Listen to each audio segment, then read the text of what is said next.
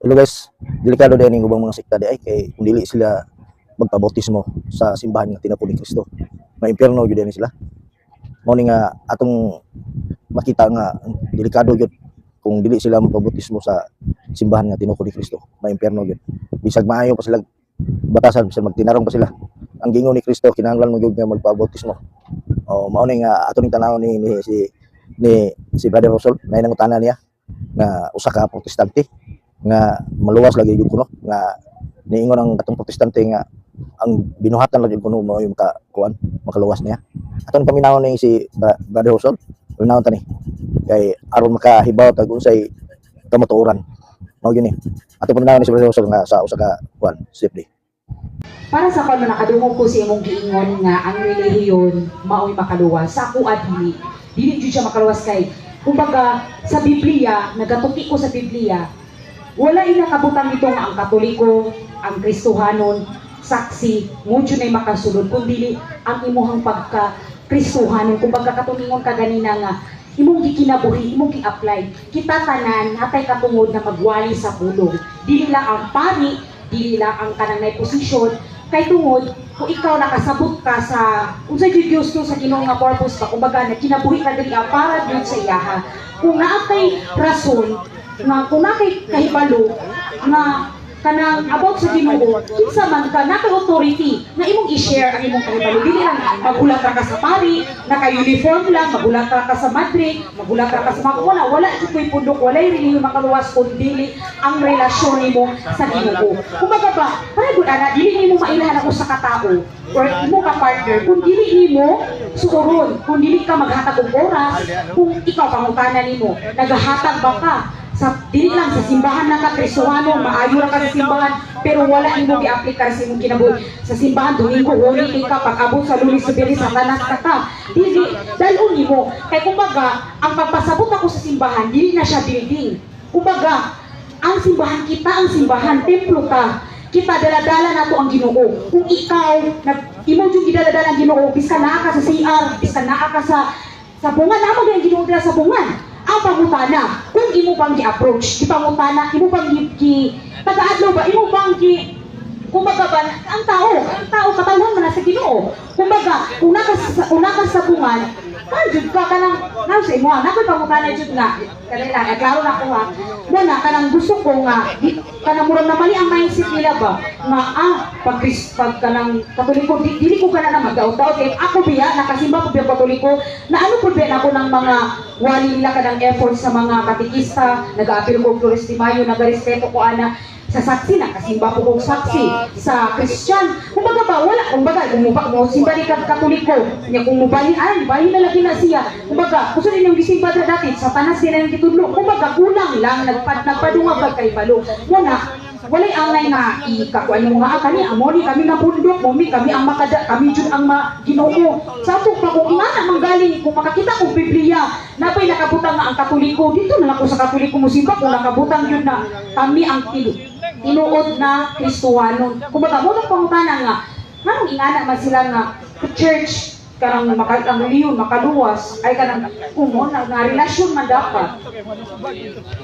So, salamat si Sirong. Sorry kayo, no? Kaya wala na hindi mo masabti what is religion. Ang pulong reliyon, nagpasabot na og religion. Una, sister, ako kabasana, wala din mo matunay ang balang kasulatan. Pag-isod lang ni religion, that is about relation to God. Ato ko sa nang Galatia 3:27. Kay dili ka kabatunog relasyon sa Ginoo kung wala kay reliyon.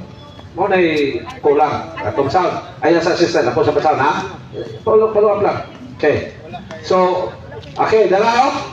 Kung ang tao mo ingon na relasyon niya walay bali ang reliyon, kung pasabot siya kasabot what is religion. Ang reliyon, mo na'y maghatag nimo sa hustong relasyon o mo na'y maghatag nimo relasyon nato sa Dios. Ato ba sa nang Galatia 3:27? Busa gibunyagan kamo aron mahiosa kang Kristo. So nana na kay relasyon. Kay nahiusa magkadulog sa pinagibunyag. O busa nakaambit kamo sa kinaya ni Kristo. So buko sa iyo ang inyong relasyon. Now, sayo ka sister sa imong gingon nga way reliyon nga makaluwas kay dili maluwas ang tao kung dili siya mabautismohan sa reliyon nga gitukod ni Lord Jesus.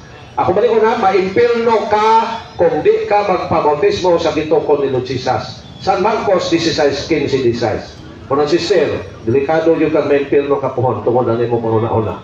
Marcos, kani, basahan ni sister. Sakta ni sister, ha? Marcos 16:16. Mingon siya kanila, panglakaw kamo sa tibok kalibutan, go to the world, no? O isangyaw kini may balita ngadtos na ng mga tao. Ang mutuo o magpabautismo maluwas. Nagdeklaruan, aba nang dili mutuo sinutan. So ang mutuo o magpabautismo sa relihiyon na gitukod ni Lord Jesus maluwas siya. O kung dili, impirno siya. Mao nga ang relihiyon makaluwas, kay dili luwason ni Lord Jesus ang tao kung dili siya magpabautismo sa iyang relihiyon. Kinsa mo na imo maluluwas kung di ka magpasakop sa iyang gitukod? Ato basahon ang 1 Timoteo 5:23. Ang Efeso 5:23. Kinsa maluluwas sa tao kung di siya magpasakop sa gitukod ni Lord Jesus? Diya. Kayang bana mangulo sa iyang asawa. Imo nga si Kristo mangulo sa iglesia.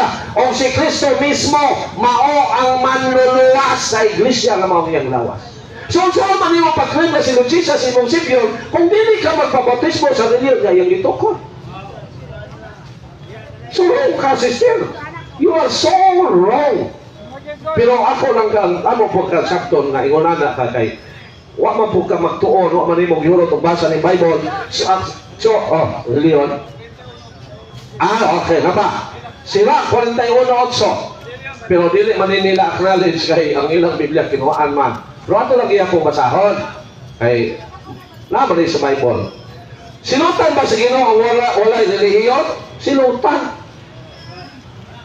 Sira 41:8. Kamo sinilutan, kamo nga mga tao nga walay relihiyon. Nawa. So, ako balik ko na. Dili maluwas ang tao o dili siya luwason ni Lord Jesus kung dili siya magpabautismo sa relihiyon na gitukod ni Lord Jesus. Kay si Lord Jesus manluluwas sa iglesia nga iyang gitukod. So, kung dili ka mabilong sa iglesia kay wa ka magbabautismo, kinsa may imong Savior? Ako balik nagbasa ang Efeso 5:23. Kinsa may imong Savior kung di ka musulod sa simbahan na gitukod ni Lord Jesus? Kung ayaw mo padala sa mga pastor, kaya di mo na sila tinol na magtutudlo. Ako balik ko na. Efeso 5:23. Kaya ang bana ang ulo sa iyang asawa. Ingon na si Kristo may ulo sa iglesia. Iglesia mo na ang simbahan. Dili ka ng building, o dili kita. O siya mismo, o si Kristo mismo, mao ang manluluwas sa iglesia na mao ang iyang lawas. So, saan ko na itong pag-claim na siya atong Savior, kuha ka mabaptismo sa iyang gitukod. So, sorry kay sister, mali ginangin mo. Pero another Christian. Ako klaro ha, sa ako nasabtan sa bautismo, dili na ingon na kanang isa lang na siya kanang guide lang ang kanang relihiyon. Tama, ang relihiyon guide lang na siya, pero dili na siya ang basihan nga maluwas ka. Kung mutapo ka 100%, pwede na ka magkuhan, na sure na ka nga malangit ka, dili. Kay ang kabaguhan, proseso na, taga-adlaw ka nagabago. Kay dili pa, kanang himpit. So ako nasabtan sa bautismo, wala dyan nag-ingon ang Ginoo nga, kanang may mga kabalo ka nga, maimpyerno na ko. Ang Ginoo, ni ato diri nagwali lang, wala siya simbahan ni gidala, wala siya relihiyon na gidala, wala siya giangkon nga katoliko siya. Unya, ang bautismo nga nasabtan ako, ikaw mismo, nagdesisyon ka nga imong biyaan, imong daan nga kadautan nimo na kinabuhi, ihumulhugasan nimo, magpahugas ka sa Ginoo, pinaagi sa gihatag jud na instrumento sa Ginoo. So wala kung supak anang katoliko. Kung kana ba nag-guide ka sa imuha, nagtuo, nagkuan po na, nagdala ko na Ginoo. Wala man na ikuan na ng katoliko, okay man po na siya. Ang importante, ang aplikasyon sa kanang giwalihan nimo. Useless lang ta, bisay kisa pastor ba ka o katoliko, kung kana mismo walay kinasing-kasing nga iyang bagkuhon iyang kinabuhi mo na ang bautismo na kung nasabtan. So, wala siya. Sister, ako lang niya po i-correct. Malimpyo lang ang sala sa tao kung nabautismuhan siya sa gitukod ni Lord Jesus.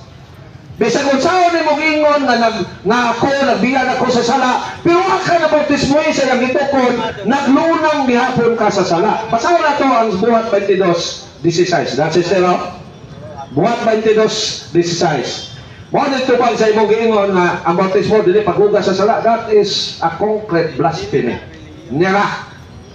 Busa pabunyag na, buhat 22:16. Busa pabunyag na aron mahugasan ka sa imong mga sala. ang imong pag-ingog na hugasan ka kung wa ka mabautismo sa gituko ni Lord Jesus. So, ano mabautismo, ano manimpiwat ka sa bisan unsang sala? Make sure na mabautismohan ka sa gituko ni Lord Jesus. Kaya pinagi sa bautismo, mahugasan ta sa atong sala. Kaya bisang unsaon ni mo gingon, Lord, pasayloa ko, Lord, kung wa ka magpabautismo sa iyahang simbahan, walay kwenta imong pag-ilan niya. O sa gingon ni Lord Jesus, ang muto magpabautismo maluwas. Ako balik nagbasa. Walang sister, make sure to understand the whole Bible. No? Read the whole Bible and try to understand it. O sa gingon din si Lord Jesus ba nangulong ani, ha? Okay. Si Lord Jesus ba nagsulti ani, Marcos 16:15. Mingon sa kanila, panglakaw kamo sa tibok kalibutan o isangyaw kining maayong balita ngadto sa tanang mga tao. Ang moto o magpabautismo maluwas. Ilalim man ka na. Apan ang dili moto sinutan. So kinahanglan ka, aron ka maluwas, pabautismo sa gituko ni Lord Jesus. So sir, salamat kayo. Sorry John. Pero biblical man Sorry John. No? Sorry John. Pero kinahanglan magutang mo sulti yun doon sa naam, sakit man o dili. Alam ka maluwas, make sure pabautismo sa gituko ni Lord Jesus. Kaya kung saan man nato pag-claim na siya imong Savior nato, kung dili ka mo pasakop sa iyang gitukod, balik ka na kung basa ang Efesos 5:23. May nalaman konsensya ni nga itong makaisunan. Pero basing may pang siglan din na konsensya. Joke lang. Kinsa may imong manluluwas kung dili ka magbautismuhan sa gituko ni Lord Jesus. Dara. Efesos 5:23. Kalambana mawanguno sa iyong asawa. Ingon nga si Kristo may ulo sa iglesia, simbahan. O si Kristo mismo mao ang manluluwas sa iglesia nga mao iyang lawas. So siya manluluwas sa simbahan na iyang gitukod. So anong ka? Iyang loson, bautismo sa iyang gitukod. Sure na ka. Nga maluwas. So another question, araw na kayo doon bro? Okay na, lakaw na to. Okay. Another.